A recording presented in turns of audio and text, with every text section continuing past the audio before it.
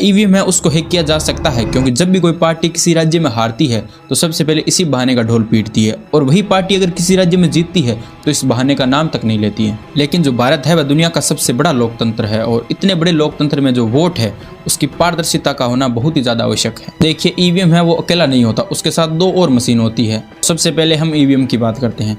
तो ईवीएम है उसको 1999 है उसमें इंट्रोड्यूस किया गया, और उसके बाद में जो आम चुनाव है उसमें इसका सर्कुलेशन है वो बढ़ा। ईवीएम में समस्या ये थी कि जब भी किसी उम्मीदवार को वोट किया जाता था तो बैलेट पेपर वाले सिस्टम की तरह इसमें क्रॉस वेरिफिकेशन नहीं था। तो इसी समस्या को सोल्व करने के लिए इलेक्शन कमीशन है उसने वीवीपैट यानी voter verifiable paper audit trial है उसको इंट्रोड्यूस किया। तो वीवीपैट है उसमें होता यह है कि जब भी कोई वोटर है वो किसी उम्मीदवार को वोट करता है तो उस उम्मीदवार का नाम और उस उम्मीदवार का जो पार्टी चिन्ह है उसकी पर्ची उस वीवीपैट में दिखती है, और वो पर्ची उस वोटर को नहीं मिलकर उसी वीवीपैट में गिरती है। उस वीवीपैट की पर्ची के आधार पर जो वोटर है वो ये चीज कंफर्म कर सकता है कि ईवीएम में जिस उम्मीदवार को उसने वोट दिया है उसी उम्मीदवार को वोट पड़ा है। इतने सारे एलिगेशंस के बाद 2017 में इलेक्शन कमीशन ने सभी पार्टीज को चैलेंज दिया कि दुनिया के किसी भी कोने से आप सबसे बड़ा हैकर लेकर आइए और ईवीएम है उसको हैक करके दिखा दीजिए। गेस व्हाट, एक भी पार्टी है वो आगे नहीं आई।